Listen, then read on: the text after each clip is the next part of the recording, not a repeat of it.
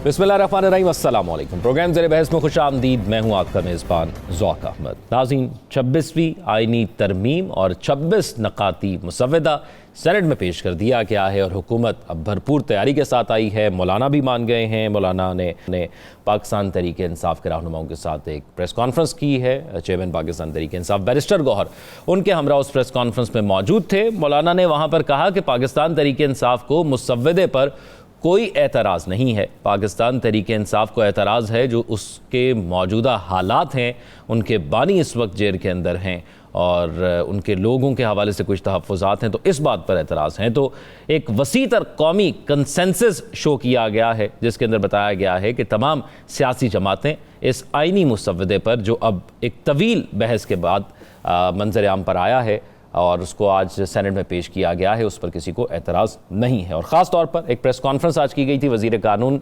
और वज़ीर इत्तलात अता तारड़ साहब की जानिब से। अता तारड़ साहब ने कहा कि पूरा 1 महीने से ज़्यादा हमने इस पर बहस की। एक आइनी तरमीम के हवाले से जितनी बहस होनी चाहिए थी हमने वो बहस की और उस बहस के बाद और तमाम कंसेंसस के बाद हम इसको अब लेकर आ रहे हैं और आज वो पेश कर दी गई है।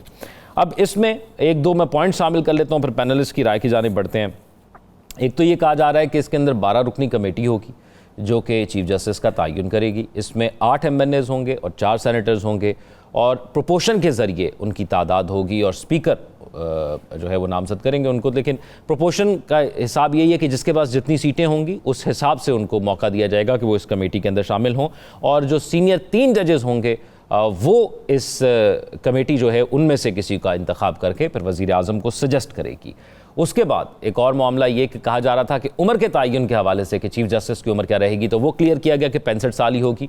और अगर कोई जज जो है वो चीफ जस्टिस के लिए नामजद होता है और वो 1 साल के बाद 65 साल का हो जाता है तो फिर वो 1 साल बाद रिटायर हो जाएगा। लेकिन हाँ, अगर कोई 61 साल में चीफ जस्टिस बनता है तो फिर वो 64 साल की उम्र में रिटायर हो जाएगा। इसके अलावा एक और अहम मामला इसके अंदर है कि जजेस तकर्री के लिए नया जुडिशल कमीशन बनाया जाएगा। इसमें चीफ जस्टिस, 4 सीनियर जजेस, अटॉर्नी जनरल, वज़ीर कानून, 2 अरकान अपोजिशन, 2 अरकान हुकूमत, 1 नुमाइंदा होगा बार कौंसिल का और 1 स्पीकर की नामजद करदा खातून या अक़लियत में से होगा। एक ये मामला है और फिर एक सूद के खात्मे के लिए मौलाना का जिस पर बहुत ज़्यादा जोर था वो भी एक मामला था। तो अब इस तमाम तर सूरत हाल पर बात करते हैं। नजमुल साकिब साहब हमारे साथ मौजूद हैं, राव खालिद मौजूद हैं और साकिब बशीर साहब मौजूद हैं। तीनों सीनियर तज्ज़ियाकार हैं। नजमुल साकिब साहब, सबसे पहले क्रेडिट किसको देना है? मौलाना साहब को देना है, बिलावल साहब को देना है या किसको देना है? सवाई अख्तर मैंगल साहब के सबको क्रेडिट दे दें। ये तो हुआ आपकी बात का मुख्तसर तरीन जवाब। देखिए, आज का दिन बहुत अहम है, मेरे लिए ज़ाती तौर पे भी अहम है और पाकिस्तान की तारीख़ में भी बहुत अहम है। मेरे लिए ज़ाती इसलिए कि आज मेरे बेटे का जन्मदिन है, बर्थडे है। मिनहाज साकिब की आज सालगिरह है, तो मुझे तो ये कभी नहीं भूलेगा कि बेटा आपकी सालगिरह वाले दिन एक ऐसा वाक़या पेश आया पाकिस्तान की तारीख़ में जो कि सरीहन नहीं आना चाहिए था। देखिए, हमारा दिल बहुत चाहता है कि ये काम ना हो। एक होता है दिल का चाहना, विशफुल थिंकिंग, एक होता है हकीकत में क्या हो रहा है और थोड़ी देर बाद हकीकत जो है वो मान ली जाती है। देखिए, अगर अली ज़फ़र साहब ने सबसे पहले कंसेंसस की बात करके 2-3 बातें की और उसके बाद उन्होंने कहा जी मुझे पता है कि ये तरामीम मंजूर तो हो जानी है, तो मेरी जो रही सही थोड़ी सी भी थी ना कोई गुंजाइश वो जाती रही कि ये तो यानी अपोजिशन के जो लीडर हैं वो ये कह रहे हैं, PTI के जो है वो रहनुमा ये कह रहे हैं। उससे पहले मुझे 2-3 हैरान कुन बातों का पता लगा। सबसे पहले मैं बात करूंगा मौलाना साहब की। मौलाना साहब ने आज से इस वक्त से कोई 3-4 घंटे कबल ये एक फ़िक्रा बताया जिसके बारे में मैं अभी तक सोच रहा हूँ। उन्होंने कहा जी कि काले सांप के दांत तोड़ दिए हैं, उसका जहर निकाल दिया है। काले सांप को यानी ये तरामीम जो हैं, उन्होंने ये बताया कि उसमें से वो सारी शिकें निकाल ली हैं जो कि यानी अली ज़फ़र साहब ने भी कहा कि वो जो पहले था वो नहीं रहा, अब हो गया। लेकिन मेरा दिमाग इस तरफ जा रहा था कि अगर आपको पता है कि ये सांप है तो आप सांप के सर को क्यों नहीं कुचलते? आपने उसके सिर्फ दांत तोड़े हैं, पहली बात। दूसरी बात, मुझे मौलाना साहब की इस बात से पता लगी कि ये वाकयातन सांप था, उसके दांत तोड़े गए हैं लेकिन रहेगा सांप ही। देखिए, जिस सांप में से जहर निकाल लेते हैं, दांत तोड़ देते हैं, रहता तो वो सांप ही है। तो ये मौलाना साहब ने मुझे बातों बातों में ये बात बताई। अब आते हैं कुछ 2-3 बातें जो कि बड़ी दिलचस्प हुई, जो कि बड़े बड़े लीडर्स जो इस वक्त सेनेट में यानी तकरीर कर रहे हैं उन्होंने की। सबसे पहले मैं बात करना चाहूँगा यानी अली ज़फ़र साहब की। उन्होंने बड़े अच्छे तरीके से एक अच्छे जय्यद ज़ीरक किस्म के वकील की तरह अलिफ से लेके ये तक बात की, लेकिन जो बुनियादी बात थी उन्होंने नहीं की। वो कौन सी बुनियादी बात थी? वो बुनियादी बात ये थी कि जिस आइन में आप तरमीम ला रहे हैं 26वीं, वो गैर आइनी है और उसकी बुनियादी वजह यह है कि सेनेट भी पूरी नहीं है, नेशनल असेंबली भी पूरी नहीं है, सेनेटर आपने अभी तक पूरे नहीं किए, उसके बाद आपकी मखसूस नशिस्तों का फैसला नहीं हुआ। तो ये जो 2/3 अक्सरियत आप हासिल करेंगे, ये किस बेसिस पे करेंगे? आपने तो KPK को, खैबर पख्तूनख्वा को डिसइनफ्रेंचाइज कर दिया अगर आपने उनके सेनेटर्स नहीं किए या उनकी मखसूस नशिस्तें उनको नहीं मिली। ये बात सेनेटर अली ज़फ़र ने नहीं की। उससे मुझे थोड़ा सा हुआ कि यार ये तो बुनियादी, वो तो उनको अच्छी तरह से पता है। मैडम शहरी रहमान साहिबा ने कहा कि बिलावल साहब को उन्होंने कोट किया और कहा कि जी ये चार्टर ऑफ डेमोक्रेसी में ये लिखा हुआ था कि ये ऐसा करना है। चार्टर ऑफ डेमोक्रेसी जिन्होंने पढ़ी है, और कम से कम मेरे साथ जो 2 बैठे हुए हैं इन्होंने पढ़ी है, आपने भी पढ़ी है, और उन तमाम लोगों ने पढ़ी है, वो डॉक्यूमेंट पढ़ा है जो कि चार्टर ऑफ डेमोक्रेसी है। उसकी जो रूह है, उसके जो कोर में है, वो ये है कि एग्जीक्यूटिव्स और जुडिशरी अलहदा रहेंगे, उनको सेपरेट करना, जो कि जमहूरियत की एक बुनियादी शनाख्त है। तो जब उन्होंने ये चार्टर ऑफ डेमोक्रेसी की बात की तो मुझे हंसी आई। मैंने कहा जी कौन सा चार्टर ऑफ डेमोक्रेसी? ये सिलेक्टिव अप्रोच जो है ना, ये अल्हम्दुलिल्लाह। फिर मुझे यानी सेनेट से आवाज़ आई कि जी ये जो लोग हैं ये वज़राए आज़म को घर भिजवा देते हैं, वो जो अवाम का वोट लेके आते हैं। सवाल ये है कि ये 58(2)B के तहत जो लोग गए वज़राए आज़म घरों में, और वो किसने भेजे? वो तो किसी जज ने नहीं भेजे थे, वो तो प्रेसिडेंट साहब ने खुद भेजे। फिर दूसरी बात ये है कि ये वज़राए आज़म जिनको भेजा गया, क्या जजों ने भेजा? ये सारी बातें, एक एक बात का जवाब दिया जा सकता है। हमारा पैनल इस काबिल है कि इनमें से कोई भी जो बातें इन्होंने की हैं उसका जवाब दिया जाए। बॉटम लाइन क्या निकलती है? बॉटम लाइन ये निकलती है कि तमाम कराइन, तमाम शवाहिद ये कह रहे हैं कि ये तरमीम, 26वीं तरमीम जो है ये कबूल हो रही है। अब इसमें इस वक्त की आखिरी बात करूंगा, और वो मेरा एक ऐसा मसला है, मेरी कौम का, मेरे पाकिस्तान का, हम सब का। हमें नजर आता है कि ये ऐसा हो रहा है, वो सच है, लेकिन फिर वो जब हो जाता है तो हमें तकलीफ होती है। वो तकलीफ किस बात की होती है? सादिक संजरानी साहब जब हुए थे तो तकलीफ क्यों नहीं हुई थी? हुई थी, लेकिन फिर क्या किया जाए? तो हम फिर यही करते हैं। बहसीयत कौम के हमारा ये एक तुर्रा इम्तियाज बन चुका है कि अगर कोई चीज़ आइन के खिलाफ, कानून के खिलाफ, जोर ज़बरदस्ती के खिलाफ जा रही है, वो हम देखते हैं होते हुए, और उसके बाद हम कहते हैं, और हमारे सामने आइडियल जमहूरियत होती है। पाकिस्तान की तारीख में आइडियल जमहूरियत एक मर्तबा भी नहीं आई। इसके बाद फुल स्टॉप लगाइए, क्योंकि आपको अगर सिर्फ इसी फिक्रे की पता लगेगा ये तो होता है। तो ये चलता है हिसाब किताब। साफ नजर आ रहा है कि अब जज इंसाफ नहीं कर सकेंगे। आप उनकी परफॉर्मेंस रिपोर्ट तैयार करेंगे, साल के बाद ACR लिखी जाएगी, और अपनी मन मर्जियों से आपके जज लगेंगे। लगा लीजिए, जो थोड़ा बहुत अवाम का था भरोसा इंसाफ पे, वो इस तरमीम के पास होने के बाद वो भी जाता रहे। नजम साकिब साहब, इस फुल स्टॉप से आगे चले तो आज शहरी रहमान का आपने जिक्र किया, उन्होंने कहा कि पूरी दुनिया में ऐसा नहीं होता, पार्लियामेंट फैसले करती है। तो जमहूरियत में तो पार्लियामेंट होती है, पार्लियामेंट को स्ट्रांग करने के लिए हुकूमत और इत्तेहादी ये दलील देते हैं कि ये फैसले और ये तरमीम की जा रही हैं। पार्लियामेंट सुप्रीम होती है जहां तक उसका रोल है बहसीयत मुकन्नना के, लेजिस्लेशन के। लेजिस्लेट वो कुछ भी कर सकते हैं, लेकिन जब आइन की बात आती है तो उसमें भी वो क्या नहीं कर सकते हैं, लेकिन उसमें कंसेंसस, उसमें आप बाकी लोगों से बात करते हैं। ये जिस तरीके से, जिस उजलत में, और किसी ने कहा जी वो फलानी 19वीं तरमीम जो है वो बड़ी उजलत में की गई थी, लिहाजा उसको, तो वो उजलत में की गई थी, तो ये कौन सी आप यानी देर लगा रहे हैं? इसमें कौन सा आपने जो दूसरा व्यू पॉइंट है, तीसरा व्यू पॉइंट है? देखिए, एक छोटी सी कंपनी के बोर्ड ऑफ डायरेक्टर्स भी जब अपना चार्टर बदलते हैं ना, तो उसमें बड़ी दिक्कत रसी अरक रेजी होती है। आप सोच समझ के करते हैं। ये आप 24 करोड़ लोगों की जिंदगी किस तरीके से चलेगी, आइन की बात कर रहे हैं, इसमें कंसेंसस होना जरूरी है। और इसमें ये जो आपने बात की है ना कि आइन की सुप्रीमेसी, इसकी यानी पार्लियामेंट की सुप्रीमेसी, वो सिर्फ कानून बनाने की हद तक है। जहां तक आइन की तशरीह का ताल्लुक है, जहां तक कानून की तशरीह का ताल्लुक है, तो मैं एक दफा फिर से याद दहानी करा दूं कि इसमें सुप्रीमेसी जो है वो सुप्रीम कोर्ट की होती है। राइट। राव खालिद साहब, दूसरा फुल स्टॉप। राव खालिद साहब, अब ये फरमाइएगा, अभी ये तो हो गया कि कंसेंसस के साथ लोग आ गए हैं सेनेट के अंदर, लेकिन कोई एक आधा वोट अभी भी कम है। तो इस कंसेंसस के साथ अब सारी नज़रें इस बात पर हैं कि ज़मीर आज किसका जागता है। तो आप क्या समझते हैं कि एक भी वोट अगर ज़मीर की आवाज़ पर पड़ता है तो क्या ये मुतनाज़ हो जाती है?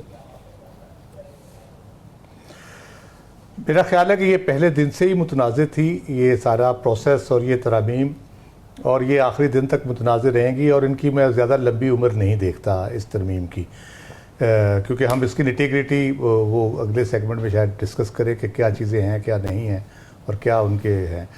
लेकिन बुनियादी तौर पे जिस तरह से ये शुरू हुआ मामला, उसमें पर्सन स्पेसिफिक आप कह लें या इदारा स्पेसिफिक जो चीज़ें थी वो करने की कोशिश की गई, जिसमें आईनी अदालत की बात हुई, जिसमें काजी फायद ईसा साहब के उस रखने के हवाले से शुकूक व शुबहात का इजहार किया गया, मंसूर अली शाह साहब को हटाने के हवाले से किया गया, सुप्रीम कोर्ट की पावर्स आईनी अदालत को देने के हवाले से किया गया।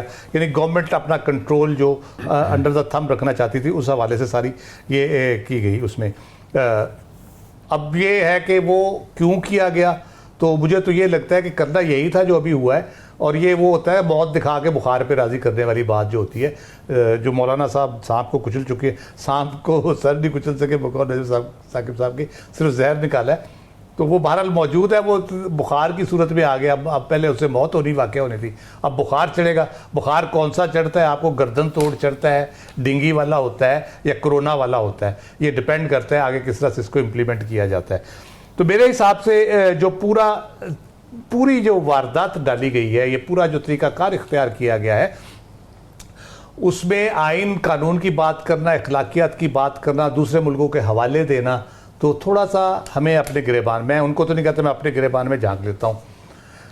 क्या यहाँ पे उन मुल्कों में जिनका हम हवाला देते हैं, जहाँ के जजों की तकर्री का हम हवाला देते हैं, कहाँ वहाँ पे ह्यूमन राइट्स वायलेशन पे सुप्रीम कोर्ट तक खामोश रहती है। वहाँ पे इलेक्शन का मैंडेट चोरी करने पर कुछ भी नहीं होता। वहाँ पे आप आइन में जो चीज़ें तय कर देते हैं, ट्राइकॉटमी ऑफ पावर या बाकी चीज़ें, उसको उथल पुथल करने पे बिल्कुल खामोशी रहती है। वहाँ पे जो पार्लियामेंटेरियंस होते हैं वो अनपढ़ होते हैं। वहाँ पे पार्लियामेंटेरियंस आइन और कानून से उनकी तफहीम प्रॉपर नहीं होती। हाँ, आपने डिप्टी चेयरमैन सेनेट शेरी रहमान साहब, उनकी सिफारिश पे बने सैदाल साहब, बहुत एहतराम है उनका, डिप्टी चेयरमैन है। वो 2 लाइनें प्रॉपर पढ़ नहीं सकते। आप उनको कंडक्ट करते हुए आपने देखा होगा सेशन।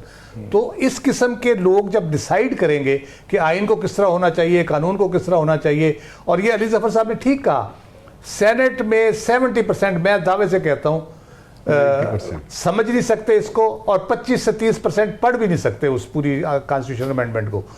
तो फिर आप किस किस्म के निज़ाम की बात करते हैं, आप कंपैरिजन किस चीज़ का करते हैं कि अवाम वोट दें एक बंदे को, जीत दूसरा जाए। ये दुनिया में कहीं होगा वहाँ पे आग लग जाए, वहाँ पे ऐसे हंगामे हो कि फिर किसी को जुर्रत ना हो इस किस्म की हरकत करने की। अली जफर साहब की जहाँ तक बात है, बहुत तशनगी थी उनकी तकरीर में, बहुत ही तशनगी थी। उन्हें बहुत से बुनियादी नुकात को एड्रेस ही नहीं किया।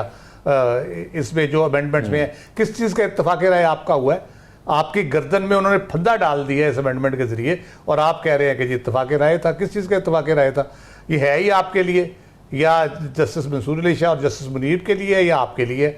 और तो कोई इसका टारगेट ही नहीं है इस अमेंडमेंट का। अगले सेगमेंट में पूरी तफसील से आपको बताऊंगा कि किस तरह से ये सारे मामलात किए जा रहे हैं।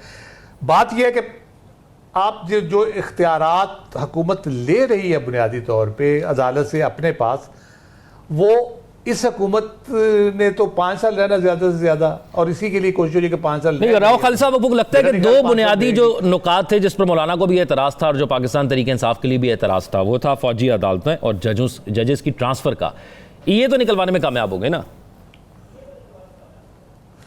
मैं वही तो कह रहा हूं ना कि मैंने पहले एक और प्रोग्राम में मैं कह चुका हूं कि ये दावा किया जाएगा बाद में, जो भी आज मौलाना साहब ने कहा है, मैं हफ्ता पहले ये बात कर चुका हूं कि ये कहेंगे देखे हमने फलां चीज निकलवा दी, देखे हमने ये भी निकलवा दिया, देखे हमने ये भी निकलवा दिया। तो वो मौत दिखा के जो बुखार पे राजी किया गया है, वो उस आर्गूमेंट को बिल्ड करने के लिए किया गया है। लेकिन इसकी जो तफसीलात जब आप सुनेंगे तो आपको पता चलेगा कि इसमें से जहर भी नहीं निकला, और ये सांप बहरहाल मौजूद है, काला है, पीला है, नीला है, ये मौजूद है सांप। और इस सांप को अगर इसका सर कुचलेगी तो अदलिया कुचलेगी और वकला कुचलेंगे, ठीक। अदरवाइज कोई नहीं कुचल सकता, क्योंकि पॉलिटिकल पार्टी सारी कंप्रोमाइज कर गई है इसके ऊपर। ठीक। साकिब बशीर साहब, अच्छा, सारी पार्टीज का मतलब कि पीटीआई भी कर गई ये है? पीटीआई भी शामिल है इसमें सारे। पीटीआई ने एतराज नहीं किया ना नजमुल साकिब साहब, एतराज नहीं किया, पीटीआई ने एतराज नहीं किया जब मौलाना के साथ खड़े होकर मौलाना ने कहा। कर रहे हैं, वो ओन कर रहे हैं, वो कहते हैं हुआ है, लेकिन हमारे साथ जो ज्यादती हुई है उसकी वजह से हम वोट नहीं करेंगे। नहीं, मैंने सब सुना है, लेकिन मैं सिर्फ चाहता था कि जरा थोड़ा हाईलाइट हो जाए कि इसमें सारी जो, जिस तरह राव साहब ने कहा कि सारी पार्टीज ऑन बोर्ड हैं। मैंने सिर्फ अख्तर मैंगल का नाम लिया था, तो राव साहब भी यही कह रहे हैं कि इसमें पीटीआई भी बदरजाए अतम मौजूद है। ठीक। साकिब बशीर साहब, फरमाइएगा, नंबर पूरे हैं, क्या सूरत हाल है सेनेट की, और किस तरीके से अब ये एक वोट का जो बताया जा रहा है कि कमी है, इसको पूरा किया जाएगा, आप क्या देख रहे हैं? वहाँ पार्लियामेंट से अभी मैं होके आ रहा हूँ, वहाँ पे जो सेनेटर हैं वो उनकी तादाद तकरीबन 67 या 68 वो इस वक्त वहाँ पे मौजूद हैं, ये इत्तलात हैं। ठीक है। वोट 64 से ही जो है वो उनका होगा, अगर एक आध वोट है भी तो वो डिफेक्शन क्लास लगे या जो भी है तो वो वोट कास्ट करेंगे, या 2 वोट का भी फ़र्क होगा, तो 2-3 एक्स्ट्रा भी रखे गए हैं ताकि कोई भी हंगामी सूरत हाल जो है वहाँ पे लोग मौजूद हों और उनको वोट। समटाइम ऐसा भी हो सकता है कि कोई एक सेनेटर खड़ा हो और प्रेशर की बात कर दे कि मुझ पे हुकूमत का प्रेशर है तो मैं इसलिए कर रहा हूँ, तो वो फिर उसका वोट का मसला बन जाएगा। तो इसलिए वहाँ पे तादाद पूरी है। और अब मेरा ख्याल में अब नेक्स्ट स्टेप है कि इन तरमीम का होगा क्या। आज की रात को ये तरमीम जो है वो पास हो जाएंगी। मेरा नहीं ख्याल कि किसी किस्म का कोई इशू जो है वो इस पर है। अब हम इस पे बात कर सकते हैं कि अब इन तरमीम में जो कुछ कहा गया, फिर जो मुसवदे आए जितने ज़्यादा, उन के असरात जो है वो क्या होंगे। और बिल्कुल सादा सा सवाल मुझसे भी बहुत सारे लोगों ने पूछा कि ये जो तरमीम वाला मामला है ये क्या है। तो मैंने आम लोगों को कहता रहा हूँ कि आपका इससे के साथ कोई तल्लक नहीं है, ना तो कोई इस्लाहात का मामला है जहाँ पे इस्लाहात होनी चाहिए। 18 लाख केसेस जिस डिस्ट्रिक्ट कोर्ट्स में पेंडिंग हैं उनकी कोई इस्लाहात वाला मामला नहीं है। हाई कोर्ट्स में जहाँ के 4-5 लाख केसेस पेंडिंग हैं उनके में भी कोई इस्लाहात वाला मामला नहीं है कि वहाँ पेंडेंसी ख़त्म करनी है और आम लोगों को रिलीफ मिले, जल्द इंसाफ मिले, कोई मामला ही नहीं है। ये बिल्कुल अपर लेवल पे एक जो कॉन्स्टिट्यूशनल मैटर्स हैं उनमें है, और जो एक कंट्रोल एग्जेक्टिव रखना चाहती है, हुकूमत रखना चाहती है, उस कंट्रोल रखने का मामला है। और आज से आप देखेंगे कि हुकूमत का कंट्रोल अब आ चुका है, वो सुप्रीम कोर्ट हो या हाई कोर्ट हो, हाई कोर्ट्स के जजेस हों, हाई कोर्ट के चीफ जस्टिस हो, सुप्रीम कोर्ट का चीफ जस्टिस हो या जजेस हों, उन पर हुकूमत का कंट्रोल आ चुका है। आज थोड़ी देर पहले अख्तर मैंगल जो है उनके 2 सेनेटर्स आए और वो मुझे 63A का जो फैसला आया था सुप्रीम कोर्ट ऑफ पाकिस्तान से, जिसमें सुप्रीम कोर्ट ने वो जो नज़रसानी मंजूर की थी, जिसके बाद ये रास्ता खुल गया था कि फ्लोर क्रॉसिंग भी हो जाए तो वोट काउंट हो जाएगा और उसकी डिफेक्शन का एक रेफरेंस जाएगा, तो वो वोट काउंट हो जाएगा। तो अख्तर मैंगल साहब और बात कर रहे थे लेकिन उनके सेनेटर्स पार्लियामेंट पहुंच गए। अख्तर मैंगल साहब के बकौल उनकी मर्जी के बगैर पहुंचे हैं, तो वो जो 63A का जो रास्ता था उस रास्ते का भी असर हमें आज पार्लियामेंट में नज़र आया। और उमूमी तौर पर जो इस तरह का जो पार्लिमानी निज़ाम है, जो पार्लियामेंटेरियंस हैं कि वो अपनी विल और अपनी मर्जी, मंशा, अपने ज़मीर के मुताबिक जो है वो वोट करें, ये बहुत ही अच्छी बात है। करने के लिए तो बहुत अच्छी है कि हम मिसालें जो है वो यूके की, ऑस्ट्रेलिया और कनाडा के जो सिस्टम हैं उनकी जो सुप्रीम कोर्ट में जब केस था ये दी जा रही थी, लेकिन हमारे यहाँ जो पिक्चर जो नजर आती है वो होती नहीं है। तो इसलिए ये जो कुछ किया जा रहा है, अदलिया की इंडिपेंडेंस आज कंप्रोमाइज हो चुकी है। अब अदलिया वो आपको नजर नहीं आएगी। मैं सुपीरियर कोर्ट्स की बात कर रहा हूं, सुपीरियर कोर्ट्स के जजेस की, चीफ जस्टिस की बात कर रहा हूं, वो नजर नहीं आएगी जो पहले थी।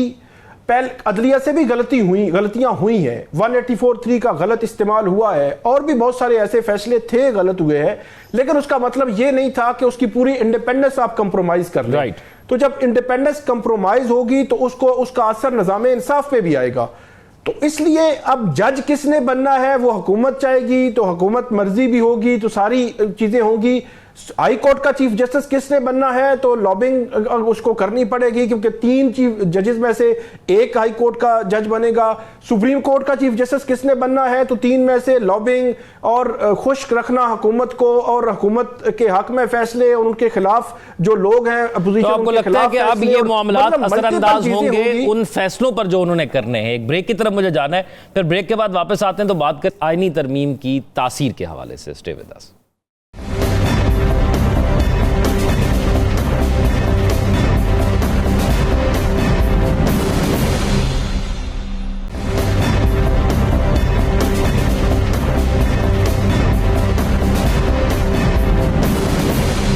ब्रेक के बाद खुश आमदीद नाज़रीन। ये तो हमने बात की कि जो मौजूदा हालात के अंदर आईनी तरमीम के हवाले से पिछले सेगमेंट के अंदर मैंने बात की, लेकिन अब इसके आने वाले दिनों में असरात क्या होंगे और इसकी अहमियत क्या है, इस पर भी बात कर लेते हैं। क्योंकि जो तरीक़ाकार है ख़ास तौर पर चीफ जस्टिस के हवाले से जो कहा जा रहा है कि 12 रुकनी कमेटी होगी और प्रोपोर्शन के ज़रिए होगी, उस 12 रुकनी कमेटी के अंदर यकीनी तौर पर ऐसा होगा कि प्रोपोर्शन के अंदर जब आएगी बात तो फिर हुकूमत या उसके इत्तेहादियों की तादाद ज़्यादा हो सकती है, लेकिन उसमें भी 2/3 मेजॉरिटी चाहिए, तो क्या वो भी मुश्किलात पैदा कर सकती है? राव खालिद साहब, एक चीज़ तो बताइएगा कि इसकी अहमियत और इसकी तासीर क्या होगी आने वाले दिनों में, और दूसरा फिर क्या ये फिर 2/3 मेजॉरिटी का मामला जब आएगा 12 रुकनी कमेटी के अंदर तो क्या वहाँ पर मुश्किल हो सकती है? इस अमेंडमेंट की अहमियत कोई नहीं, जो हुकूमत आएगी उसके लिए शायद हो, वो उसको अगर यूज़ करना चाहे या मिस यूज़ करना चाहे, लेकिन जिस तरह से इसको तश्कील दिया गया सारा पूरा, जो उसमें चीफ जस्टिस तो एक रबर स्टैम्प बना दिया उसको आपने बिल्कुल ही, कि उसके इख्तियारात वगैरह प्रैक्टिस एंड प्रोसीजर आपने फ़र्क कर दिया, उसमें से निकाल दिया पूरी तरह से। वक्ती तौर पे इसका फ़ायदा है इनको, लेकिन अपनी मर्ज़ी का चीफ जस्टिस लगाएंगे। एक पहला तो ये होगा, 3 में से जो अपनी मर्ज़ी का लगा लें उसमें से, और वो उनकी मर्ज़ी के मुताबिक चलेगा। ये फिर क्वेश्चन होता है उसके बाद क्या सूरत हाल होते हैं। पूरी अमेंडमेंट जो करना है पार्लियामेंट का इख्तियार, उस पर तो कोई सवाल नहीं है, वो होता है दुनिया भर में होता है। आप जो तकाजे चेंज होते रहते हैं, आपके कॉन्स्टिट्यूशनल आइनी तकाजे, सियासी तकाजे, माशरती तकाजे, एनवायरनमेंट चेंज हो रही है और बहुत सी चीज़ें हो रही हैं दुनिया में, टेक्नोलॉजी में तब्दीली आ रही है, तो आपको बहुत सी चीज़ें तब्दीली उसमें करनी पड़ती है ऑब्वियसली। क्या पता आपको किसी वक्त 4 सूबों में सुप्रीम कोर्ट बनानी पड़ जाए, तो ये कोई ऐसा इशू नहीं है। लेकिन जब आप पर्सन स्पेसिफिक पे जाते हैं, या आप कह लें कि जिसको कहते हैं एक, मैं उसके लिए पर्सन स्पेसिफिक और डिसीजन स्पेसिफिक जब आप तरामीम करते हैं तो फिर उसके असरात वक्ती तौर पे ही होते हैं, लॉन्ग टर्म नहीं होते, क्योंकि आपका लॉन्ग टर्म ऑब्जेक्टिव बनाने वाला कोई जब नहीं है तो उसमें से क्या फिर आप उसमें से निकालेंगे।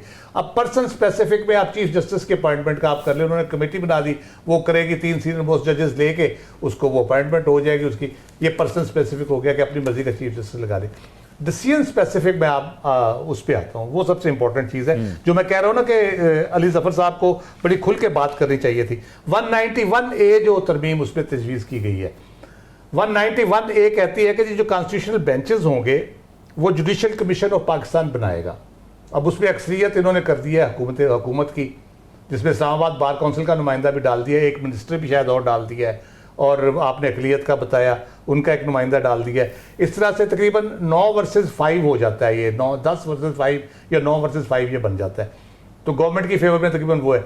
बेंचेस, कॉन्स्टिट्यूशनल बेंचेस उन्होंने बनाने हैं, और वो करेंगे क्या, वो कॉन्स्टिट्यूशनल बेंच जब बन जाएगा तो कोई भी केस आज जो होगा या उससे पहले हो चुका है, जिसकी अपील है, नजरसानी है, व्हाटएवर, वो केस, वो कॉन्स्टिट्यूशनल बेंच जो है वो उसको ट्रांसफर हो जाएगा सुप्रीम कोर्ट से, वो जो नॉर्मल चल रहा है।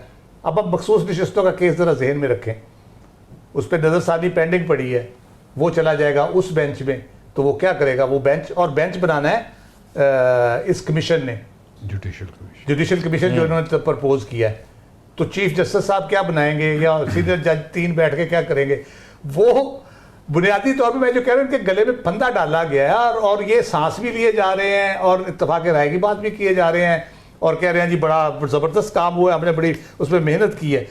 तो ये ना सिर्फ जुडिशरी की इंडिपेंडेंस पूरी तरह से कंप्रोमाइज हो गई है, बल्कि ये एक बहुत बड़ा मसला इससे क्रिएट हो जाएगा। 199 की जैसे बात की जाती है, 199 में अब हाई कोर्ट पे कदगन लगा दी गई है कि वो उनके सामने जो दरखास्त आएगी उस दरखास्त से हट के वो खुद तो कुछ कर ही नहीं सके, सुओ मोटो तो ख़त्म कर दिया गया। उसके बाद है कि जो दरखास्त आएगी उसमें जो जिस चीज़ की बात होगी, जो कंटेंट होगा, उसके अलावा कोई बात कर ही नहीं सकते। तो आपका आर्टिकल 189 तो रिडेंडेंट हो गया, जो कंप्लीट जस्टिस की बात करता है कि जब आप एक मैं शिकायत लेके जाता हूँ, वो केस सुनते हैं, उसमें कुछ ऐसे हकायक सामने आ जाते हैं जिसमें उस कंटेंट से हट के कुछ चीज़ें ट्रांसपायर हो जाती हैं, तो क्या करेगी हाई कोर्ट? वो कहेगी जी उसके लिए अब नई दरखास्त डालें आप, या उसके लिए आप कुछ नहीं कर सकते। तो वो फिर जस्टिस कैसे होगा? फिर तो वो किसी तरीके उसको आप इंसाफ कह ही नहीं सकते। तो 184(3) में इन्होंने की है अगरचे अमेंडमेंट, लेकिन 189 के होते हुए वो हो नहीं सकती एप्लीकेबल। अब जब कंप्लीट जस्टिस में जाएंगे तो 189 के तहत ही करेंगे, आप जितनी मर्जी कदगने लगा लें। लेकिन मेरा ख्याल है जुडिशरी इसको बड़ा हेड ऑन लेगी और ये इतनी आसानी से ये काम चलने नहीं वाला। नजमुल साकिब साहब, एक अली ज़फ़र साहब के हवाले से बड़ी बात हुई, उन्होंने एक बात ये भी की जब वो सेनेट में जो है इजहार ख्याल कर रहे थे कि आने वाली हुकूमत को मौका मिला तो वो इसको वापस भी कर देगी, फिर जिस किस्म की आईनी तरमीम ये हुई है। आपको लगता है कि मुस्तक़बिल में जाकर ऐसा होगा? क्योंकि ये बात अभी इस प्रोग्राम में भी डिस्कस हुई है कि जो भी उस दौर में हुकूमत होगी ये उसको ज़रूर सूट करेगी। पहली बात तो ये है कि आने वाली हुकूमत की बात हम इस वक्त नहीं कर सकते, क्योंकि बज़ाहिर थोड़ी देर बाद ये पता चल जाएगा कि इस हुकूमत को, जो कि मौजूदा हुकूमत है, 4 साल तक तो आप देखते ना कि बस ये देखें कि 4 साल तो मिल गए, भाई उनको वोट ऑफ कॉन्फिडेंस मिल रहा है, 2/3 मेजॉरिटी उनके साथ है। आने वाली हुकूमत की बात करेंगे, आइंदा इलेक्शन की बात करेंगे। आइंदा इलेक्शन कब होंगे अल्लाह जानता है कब होंगे, और ये कहना कि जी ये वापस हो जाएगी, भाई क्यों हो जाएगी? इस वक्त की पार्लियामेंट अगर 2/3 से इसको मंजूर कर रही है तो कुछ देर तो लगेगी ना, कुछ देर लगेगी, उसके बाद में बातचीत होगी। और अब जबकि ये तय हो गया कि इसमें सारी पार्टीज शामिल हैं बशमूल अपोजिशन के, तो फिर आइंदा आप कहां से लाएंगे? को बाहर से एक्सपोर्ट करेंगे MNAs या सेनेटर्स? लिहाजा आइंदा की बात हम आइंदा करेंगे। फिलहाल तो मैं ये देख रहा हूं, मैं सोच रहा हूं कि इस आइन के साथ जो कुछ आज तक होता रहा उसमें एक चीज का और इजाफा हो गया है। इस आइन को पहले हम सोचते थे कि जी वो मिलिट्री डिक्टेटर्स हैं, उन्होंने एब्रोगेट कर दिया, ये वो कर दिया। इस आइन की जो हैयत बदल दी है, जमहूरियत के स्ट्रक्चर को आपने बदल दिया है। आपने आइन जो तशरीह करते हैं उन लोगों को आपने सरकारी अफसरान बना दिया है। उनकी ACRs लिखेंगे आप, उनकी ट्रांसफर पोस्टिंग करेंगे, और कोई अगर बात भी हुई, मिसाल देता हूं यहां पे 199 जो है वो उसके तहत ये है कि कोई भी शख्स किसी भी किस्म की ज्यादती होती है तो वो चला जाता है हाई कोर्ट में और एक रिट पिटीशन करता है, जी मेरे साथ ये ज्यादती हुई है, और अगले दिन हेयरिंग लग जाती है, और उसके बाद उसको जो है वो रिलीफ मिलता है नहीं मिलता, ये यानी कोर्ट बताती है। अब देखने की बात ये है कि अदालत में आदमी जाता क्यों है। इस वक्त तो हम ये देख रहे हैं ना कि जी ये MNAs जो हैं, सेनेटर जो हैं, ये कोई आईनी बात होगी, ये उसमें जाएंगे, फिर बेंच बनेगा, बेंच वाले के पास जाएंगे कि उसमें सुप्रीम कोर्ट में जाएंगे। इनको जरा एक तरफ रखिए, ये कोई 200-300-400 लोगों का मसला है। जो 24 करोड़ लोगों का मसला है वो ये है कि वो तो जाते ही हैं कानून के पास, अदालत में, क्योंकि उनके साथ ज्यादती हुई होती है। और वो ज्यादती कौन करता है? वो कोई मजिस्ट्रेट करता है, वो कोई DC करता है, वो कोई पुलिस वाला करता है, किसी का बच्चा अगवा हो जाता है, किसी की बेटी के साथ खुदा न खास्ता ज्यादती हो जाती है, कोई चीज मिसिंग हो जाती है।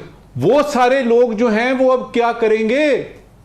वो किधर जाएंगे? तो आपने यक जुम्बश कलम ना सिर्फ ये कि अपने लिए रास्ता हमवार किया, दूररस यानी नताइज को तो भूल जाइए ना। ये इस मुल्क में अल्लाह की करम नवाजी से मेरे कायद के बाद कोई ऐसा शख्स आया नहीं जो 3 साल के आगे देख सके कि 3 साल के बाद भी कोई जिंदगी होगी, 5 साल के बाद भी कोई जिंदगी होगी। वो जो सारे अवाम इसमें पकड़े जाएंगे। अब मुझे ये बताइएगा कि क्या इस वक्त की पार्लियामेंट को, क्या हुकूमत वक्त को अपने ये जो वक्ती फवायद हैं इनसे हट के कोई चीज नजर आ रही है? क्या इनको नजर आ रहा है कि ठीक है मर्जी के फैसले तो ले लेंगे, जजों को हमने सरकारी अफसरों की तरह डील करना है, और जब ACR लिखी जाती है ना, यकीन करो ज़ौक, सरकारी अफसर मेरे दोस्त भी हैं और कुछ थोड़ा सा मुझे इसका तजुर्बा भी है। जब आपको ये पता लगे ना कि आपकी परफॉर्मेंस एवेल्यूएट होगी साल के आखिर में, तो कई किस्म की आपको जंजीरें पड़ जाती हैं। क्या आप इन्हें इंसाफ को जंजीरों में डाल दिया है? इस वक्त की आखिरी बात करूंगा कि ये आपने कर लिया, अगर ये हो जाता है, क्योंकि अभी तक हमें नहीं पता ये प्रोग्राम जो हम कर रहे हैं कि वाकई ये मंजूर हो रही है कि नहीं, लगता यही है, शायद ये कि हो जाएगी। मुझे ये बताइएगा कि क्या अगले इलेक्शन फेयर एंड फ्री हुए तो बिलावल भुट्टो जरदारी साहब प्राइम मिनिस्टर बन जाएंगे? क्या नून की साख जो है वो वापस आ जाएगी? क्या जो प्रेसिडेंट हैं इस वक्त नून के, क्या उनको एक और मौका मिलेगा कि नहीं मिलेगा? क्या अगर फ्री एंड फेयर इलेक्शन हुए, अगर फ्री एंड फेयर इलेक्शन हुए तो सूरत हाल क्या होगी? क्या इसका किसी को अंदाजा है? चलें, आपने बेंच बना लिया, आइन को तो आप जब आपकी मर्जी आए आप कुछ भी कर सकते हैं। इसका क्या करेंगे? क्योंकि अवाम देख रही हैं, और ये 8 फरवरी के इलेक्शन ने बताया है कि अवाम ने बैंगन, आलू, गोभी, करेले इन पे वोट दिए लोगों को, और ये देखा ही नहीं गया कि वो ज्यादातर तो अनपढ़ लोग हैं, उनको कैसे याद रहेगा? आपकी शरह खानदगी है कितनी? आपके कितने पढ़े लिखे लोग हैं? तो वो जो अवेयरनेस अवाम में क्रिएट हुई, जो हम सब ने देखा 8 फरवरी के बाद, अब 3 साल और गुजार दीजिए, तो आपके ख्याल में उस अवेयरनेस का मुकाबला कर सकेंगे ये सारे? मेरा ख्याल है कि ये मुकाबला बड़ा सख्त होगा और अवाम जीतेंगे। राइट। साकिब बशीर साहब, एक तो ये चीज़ बताइएगा, क्या बात चल रही है, कहीं हमने ये भी सुना था कि मौलाना की जानिब से ये भी बिलावल साहब को कहा गया था कि मंसूर अली शाह चीफ जस्टिस बनेंगे और उसके आगे फिर आपने उसके बाद जो भी आएंगे उसको इस प्रोसेस का फॉलो करना है। तो क्या ये बात अपनी जगह कहीं कायम है या ये अफवाह के तौर पर ही थी? और इस वक्त जब हम बात करें तो शिकवार सेनेट के अंदर मंजूरी भी जारी है, ये भी इन्फॉर्म कर देते हैं। जी बिल्कुल, सेनेट के अंदर जो है वो जारी है, इजलास भी जारी है और वहाँ पे शिकवार जो है वो उस पर वोटिंग का अमल जारी है। जहाँ तक आपने जो बात की बिलावल भुट्टो जरदारी उनकी कि जस्टिस मंसूर अली शाह भी हो सकते हैं और भी हो सकता है मेरिट पर, तो बुनियादी तौर पर जो अमेंडमेंट्स हो रही हैं, जो चीफ जस्टिस ऑफ पाकिस्तान हैं उनकी जो पावर्स हैं, जो इख्तियारात हैं, वो तकसीम कर दिए गए हैं, उनके इख्तियारात में कमी कर दी गई है। अब वो पावरलेस होंगे, बहुत ज़्यादा इख्तियारात उनके पास नहीं है। तो इसलिए मेरा ये ख्याल है कि बात अब चीफ जस्टिस कौन होगा उससे आगे बढ़ चुकी है। अब मामलात आइनी बेंचेस के हैं और आइनी बेंचेस जो बनने हैं, फिर इंटरनल जी वो एक अलग से सीनियरिटी लिस्ट भी होगी, सुप्रीम कोर्ट की एक सीनियरिटी लिस्ट और एक इंटरनल जो आइनी बेंचेस में जो सीनियर जजेस होंगे उनकी जो है वो सीनियरिटी लिस्ट होगी। तो इसमें इस वक्त जो है वो हुकूमत ने जो सेनेट में जो शिकवार जो मंजूरी भी हो रही है उसमें भी 2/3 अक्सरियत उन्होंने साबित कर दी है। तो इसका मतलब ये हुआ कि सेनेट से तो जो मंजूरी है वो इसकी हो चुकी। वहाँ पे जो प्रेस गैलरी थी वो तो खुली थी, लेकिन जो वहाँ पे मोबाइल्स वगैरह इस्तेमाल करने पर पाबंदी आयद की थी। ख़ास तौर पर जो स्पीकर कौमी असम्बली या चेयरमैन सेनेट की जानिब से सख्ती की गई थी। ये भी हैरान कुन है कि किस वजह से सख्तियाँ की गई, जब वहाँ पे लोग ऐसे सेनेटर भी आ रहे थे जो मुबैना तौर पर नज़र नहीं आ रहे थे पिछले दिनों में, उनकी पार्टीज उनको ढूंढ रही थी। तो उनके लिए जो है वो ऐसा कुछ किया जा रहा था। तो ये भी चेयरमैन सेनेट जो है उनकी जानिब से ये किया गया था।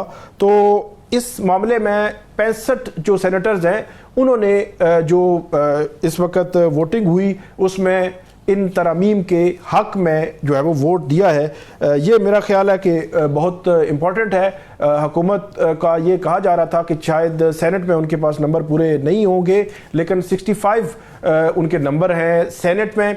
और ये तरमीम की अगर मैं मुख्तसरन बात करूं, चीफ जस्टिस ऑफ पाकिस्तान की तैनाती में 3 जजेस होंगे, तो इसका मतलब ये होगा फ्यूचर में फिर जो चीफ जस्टिस ऑफ पाकिस्तान है हुकूमत के हक में जो जाएगा और वो हो, क्योंकि 12 इसमें अरकान होंगे, 8 कौमी असम्बली के, 4 सेनेट के, और क्या वो इस मुल्क की सबसे बड़ी अदालत के 3 जजेस में से सुप्रीम कोर्ट के जज को उन्होंने जिन्होंने जो है वो उसको नामजदगी करनी है, तो क्या वो जो 12 के 12 अरकान असम्बली हैं वो लॉ नोइंग होंगे या किस तरह होंगे? ये भी बड़ा इंपॉर्टेंट है कि ये जो लेजिस्लेशन हो रही थी, हमने बहुत सारे जो अरकान हैं उनसे पूछा तो 50-60% को इस हवाले से कोई निटी ग्रिटी का पता ही नहीं था। तो चीफ जस्टिस ऑफ पाकिस्तान में मंसूर अली शाह की क्या काबिलियत है, क्या काबिलियत है, क्या उन्होंने जजमेंट्स दी हैं, उनका मयार क्या है, उनकी परफॉर्मेंस क्या है, इसको कैसे वो जो है वो एवेलुएट करेंगे?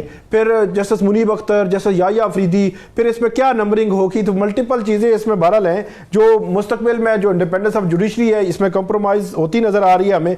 जुडिशल कमीशन ऑफ पाकिस्तान की तश्कील 9, इसमें 13 जो अरकान होंगे हुकूमत ने, इसमें भी इनके जो मेंबरान हैं वो मौजूद होंगे। इसी तरह जो आईनी बेंचेस हैं वो हाई कोर्ट्स में भी होंगे। एक चीज़ जो नई आई वो आपने भी बयान किया था इंट्रो में कि जो चीफ जस्टिस ऑफ पाकिस्तान है वो 12 अरकान में से जो 2/3 जो है वो अरकान का उनके किसी भी नॉमिनी के हक में वोट करना जो है वो ज़रूरी है। तो इसका मतलब ये है कि ये मामला ऐसा नहीं है कि 7 अगर अक्सरियत हो तो वो लग जाएगा, बल्कि 8 या 9 जो होंगे अरकान वो 12 में से वोट देंगे तो वो फिर नॉमिनी जो है वो होगा। अगर वो इत्तेफाक ना हो सका तो ये एक अलग से नया जो है मामला खुल जाएगा कि अगर इत्तेफाक राय जो है वो इस तरह ना हो सके। सवाल है इसी तरह बशीर के ये वाज़ेह किया गया कि अगर इत्तेफाक ना हुआ तो फिर क्या करेंगे?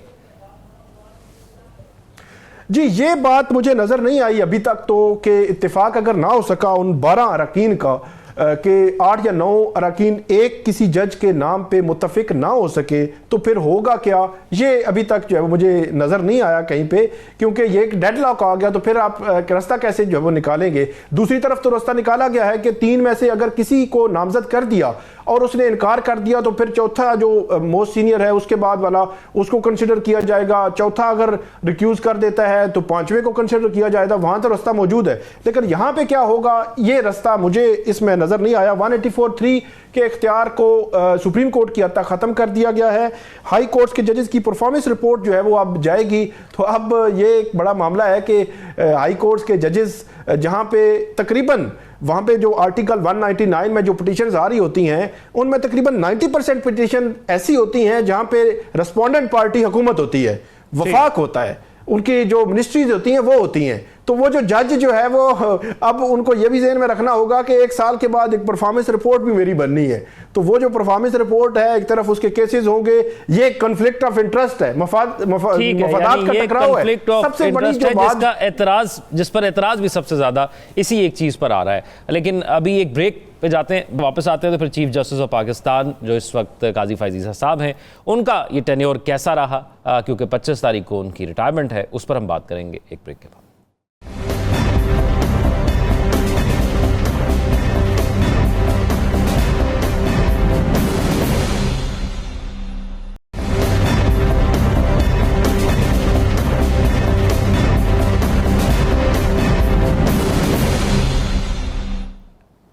ब्रेक के बाद खुश आमदीद नाज़रीन।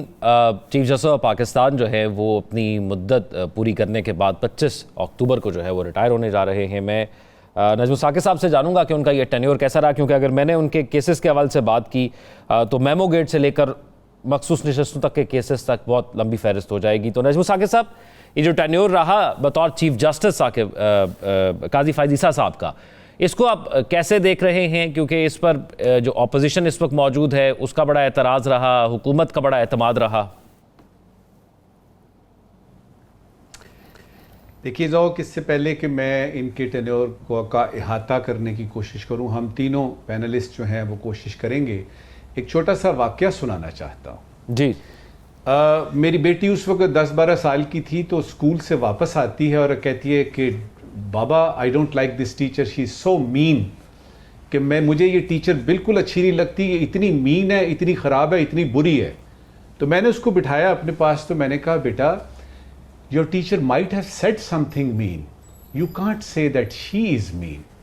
हो सकता है आपकी टीचर ने आपके साथ कोई बात गलत कर दी हो आप उस शख्सियत को कैसे, अपनी टीचर को कैसे कह सकते हैं? तो उसको समझ आई पिछले दिनों, अब तो वो बड़ी हो गई, बच्चा बच्चा भी उसका हो गया, शादी हो गई, तो वो याद कर रही थी कि आपने वो मुझे जो बात की थी वो मुझे अभी भी याद है। और उससे एक चीज़ बड़ी खुल के सामने आई साफ तरीके से कि जब आप किसी शख्स के बारे में बात करते हैं, मिसाल के तौर पे आपने चीफ जस्टिस साहब का पूछा है, तो आपने जो उन्होंने फैसले किए उन पे तो बात करके आप कह सकते हैं कि ये फैसला गलत था, ये उन्होंने फैसला ठीक किया, ये फैसला उनको ऐसे करना चाहिए था वगैरह, लेकिन उनकी जात पे बात नहीं कर सकते आप। ये मैं वजाहत करने के बाद बताऊंगा। देखिए, काजी साहब जब आते हैं ना, तशरीफ लाते हैं, तो उनको विरसे में एक ऐसी सुप्रीम कोर्ट मिलती है जो डिवाइडेड है, जो कॉम्प्रोमाइज्ड है। यहां से तो बात शुरू हुई थी। अब आपने जो कहा ना कि लंबी फहरिस्त है, हम उस फहरिस्त पे नहीं जाते, हम उनके 2-3 चीजें देखते हैं। मिसाल के तौर पे अगर अच्छी बात आपने करनी है उनके ऑर्डर्स की, तो आपको वो TLP का धरना याद होगा जिसपे उन्होंने वो फैसला दिया, और वो बड़ा मुश्किल फैसला था लेकिन उन्होंने दिया। जब ये तशरीफ लाते हैं तो उस वक्त इनसे बड़ी तवक्कुआत वाबस्ता थी। सुनने में ये आ रहा है, देखने में ये आ रहा है कि उन तवक्कुआत पे वो पूरे नहीं उतर सके, अपने ऑर्डर्स के जरिए, अपने किरदार के जरिए, उनकी शख्सियत की बात नहीं हो रही।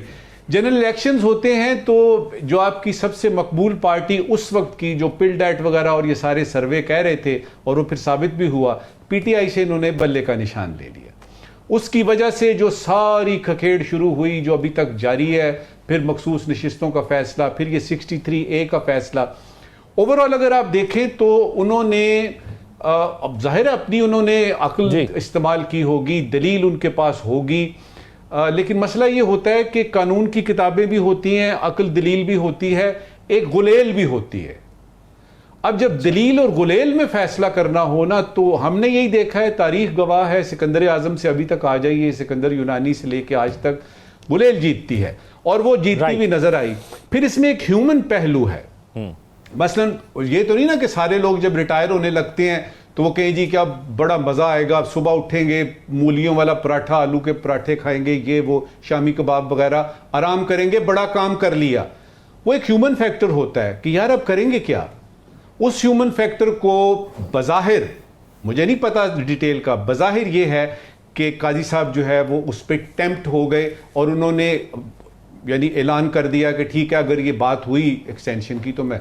सवाल यहां पे ये है बुनियादी कि अगर आप इस पे राजी हैं कि आपने जितना भी टेन्योर किया वो आपने बड़ा अच्छा किया और सारा यानी बल्ले बल्ले था, तो अब आपके रिटायरमेंट का वक्त आ गया है, तो आप हुकूमत की तरफ क्यों देख रहे हैं, आप तरमीम की तरफ क्यों देख रहे हैं, आप खुद कलम क्यों नहीं रखते अपने डेस्क पे और आप कहें कि मैं जा रहा हूं। और ये वो चीज है जो मेरी तवक्को थी, मेरी अभी भी 3-4 दिन बाकी हैं, मेरी तवक्को है कि चीफ जस्टिस साहब खुद कहेंगे हुकूमत को कि जी देखें मेरा टेन्योर खत्म हो गया, मैं घर जाना चाहता हूं। और ये हुकूमती हल के बाद भी कर रहे हैं, कुछ वज़रा भी बात कर रहे हैं कि उन्होंने तो माज़रत कर ली है। राव खालिद साहब, ये जो सियासी चीफ जस्टिस पाकिस्तान की इनिंग्स रही, खासतौर पर बतौर चीफ जस्टिस, इसको आप कैसे देख रहे हैं?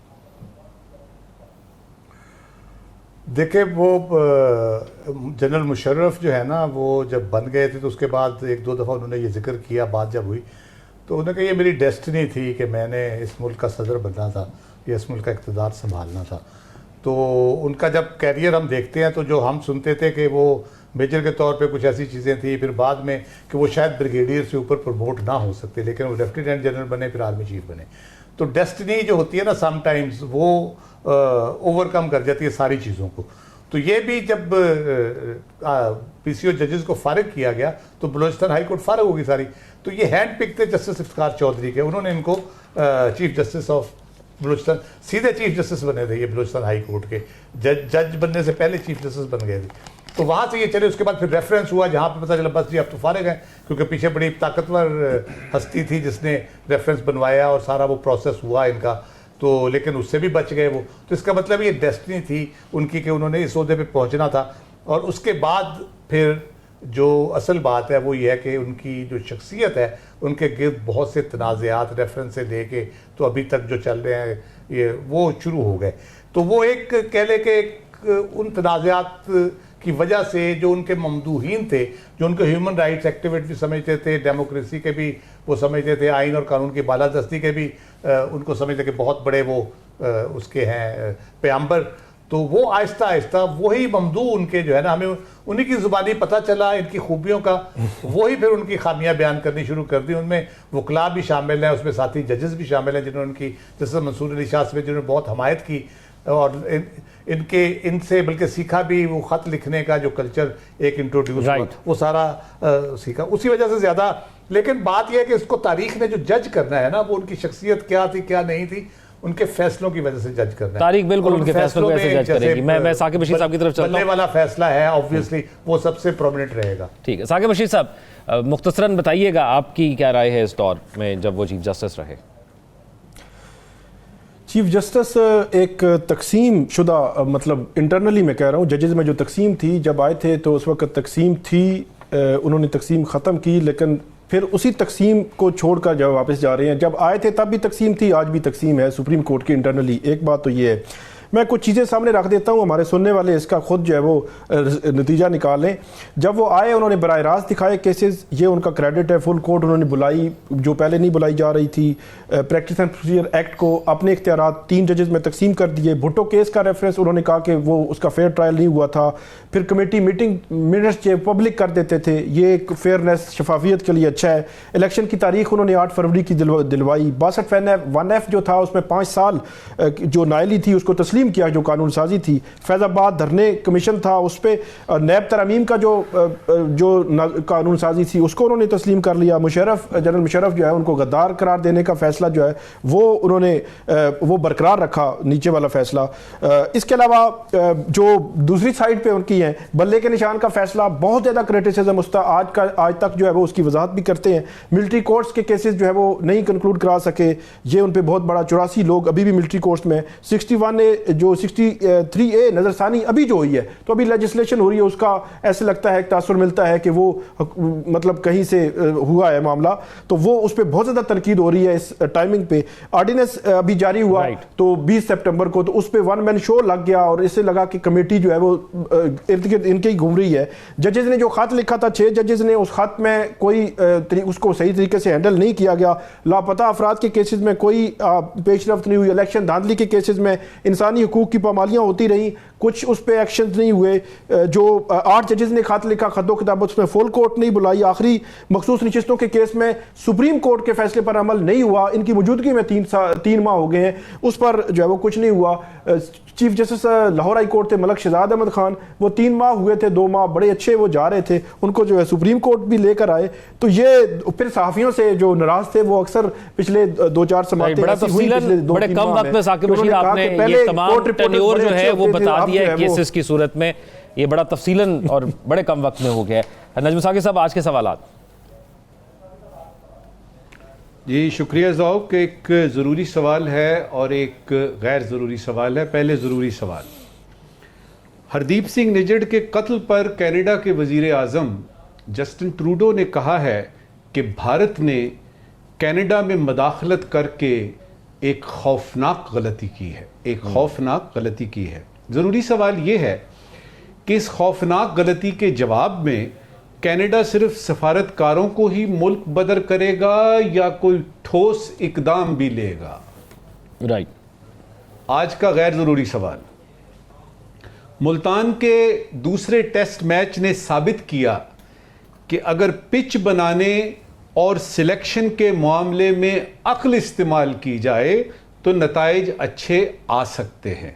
गैर ज़रूरी सवाल यह है कि पीटीआई सियासी पिच बनाने और अपनी टीम सिलेक्शन के बारे में दुरुस्त फैसला करने की इब्तिदा कब कर रही है? राइट, हमारे नाज़रीन इसके जवाब हमें पर देंगे।